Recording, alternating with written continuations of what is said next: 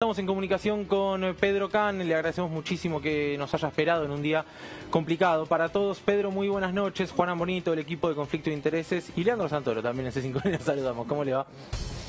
Buenas noches, ¿qué tal? ¿Cómo están ustedes? Gracias por esperarnos, Pedro. Bueno, yo decía el otro día en la radio que me parece que la mano presidencial está cada vez más cerca del botón rojo. Por lo menos no entiendo cómo, si cada vez flexibilizamos más, esperamos que esto se pueda resolver. ¿Me equivoco? Bueno, en la medida en la que aumenta la circulación de la gente, aumenta la circulación del virus. Con esto no estoy descubriendo nada, lo sabemos, lo vemos en todas partes del mundo. Yo creo que es muy importante entender que no estamos ante un problema de la ciudad de Buenos Aires o de la provincia de Buenos Aires, estamos ante un problema de todo el país, de todo el continente, ante un problema de todo el mundo. Yo comparo esta situación con una especie de terremoto o de tsunami, en el cual, ¿por qué digo esto? Porque es violento, es masivo, es inesperado, no sabemos dónde estamos parados, no tenemos una perspectiva clara de cuándo va a terminar o si va a haber un revésol después, como está ocurriendo, por ejemplo, en España y en Francia. Entonces lo que quiero decir es que este es un tema que hay que tomarlo muy seriamente, dejar de mirarnos el ombligo como si este fuera un problema argentino donde tenemos que discutir a ver qué cosas resolvemos en tal jurisdicción o en tal otra, sino más bien tomarlo de conjunto. Cuando digo de tomarlo de conjunto me estoy refiriendo que eso hay que hacerlo respetando las diversidades que hay en las diferentes zonas de la Argentina. Nosotros tenemos provincias que están extremadamente complicadas en este momento, como Jujuy, Río Negro, Tierra del Fuego, etcétera, y tenemos otras provincias que están en una situación relativamente más aliviada, como puede ser el caso de Formosa o Catamarca, por citar nuevamente un par de ejemplos. Yo, frente a la idea del botón rojo que disponga una sola digamos, una medida violenta, brusca para todo el país en igualdad de condiciones, me parece que estaríamos, de alguna manera, si hacemos solamente eso, no resolviendo el problema. Ya se intentó el 1 de julio en hacer un cierre, digamos, teóricamente más importante de la sociedad entre el 1 y el 17 de julio. Fue cumplido parcialmente, tuvo algún efecto, pero evidentemente no fue cumplido totalmente. Entonces lo que tenemos que hacer es volver a apelar, en primer lugar, a la sociedad, para que la sociedad termine de entender, todos terminemos de entender, que estamos todos hartos de la pandemia, estamos hartos de la cuarentena, estamos hartos de las medidas restrictivas, todos queremos ver a nuestros familiares, todos queremos ver a nuestros amigos, todos queremos poder salir, pero evidentemente estamos ante una situación en la cual no podemos hacernos los distraídos. Si esto fuera un incendio, por ejemplo, es como que nosotros en este momento podemos distinguir tres situaciones diferentes en la sociedad, en mi visión. Imaginemos que tenemos un gran incendio en una zona de muchos edificios donde se están incendiando varios edificios. Sí. La mayoría de la gente está aportando agua y arena para apagar el incendio. Hay alguna gente que mira y observa lo que pasa y no se preocupa demasiado porque el incendio no le llegó a su departamento. Y hay unos pocos que tiran leña al fuego, leña y nafta. Y entonces tenemos que saber distinguir, porque aquellos que tiran leña y nafta lo hacen seguramente por alguna motivación que no tiene nada que ver con la salud. La gente que mira y que piensa que no le...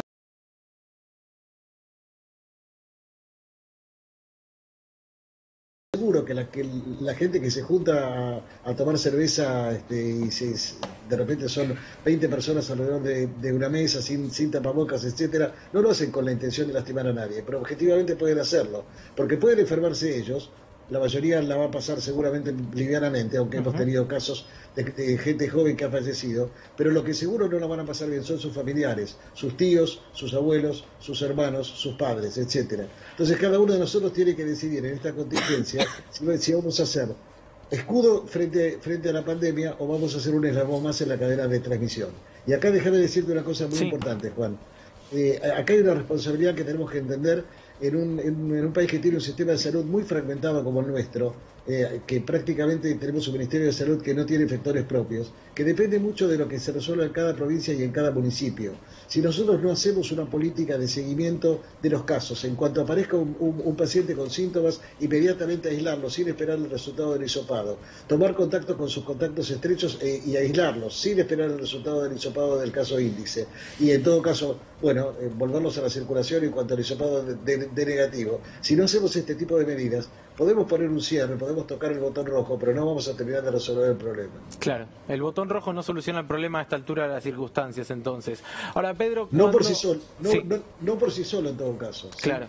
No, y cuando ves las imágenes de lo que sucede en la calle, como vos decías recién, no es algo exclusivamente de la ciudad. El problema es que la ciudad sí lo permitió, digamos, la ciudad sí invitó a la gente a ir a los bares, y hay algo que a mí me hace mucho ruido, y es esto de, una cosa es que yo, por ejemplo, viva con Leandro y diga, bueno, vamos a tomar algo. Vivimos los dos en la misma casa, si nos infectamos los dos.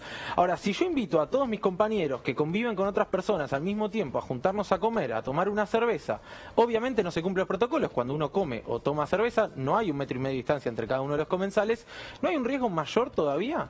Digo, ¿qué te pasa a vos cuando ves ciertas imágenes que parecen prepandemia? Las imágenes que parecen prepandemia, vuelvo a insistir, el problema no es sentarse a comer afuera o a tomar algo afuera, el problema es cómo lo hacemos.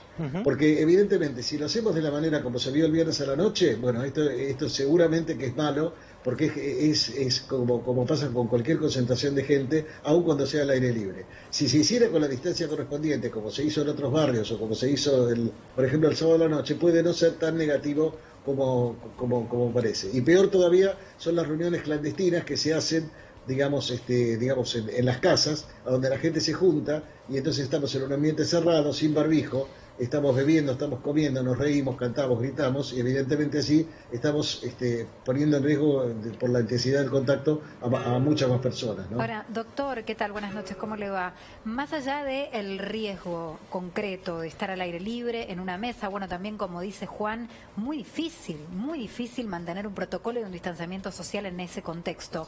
Pero digo, el mensaje, ¿cuál es el mensaje que se está dando a la población cuando vemos estas imágenes de casi prepandemia?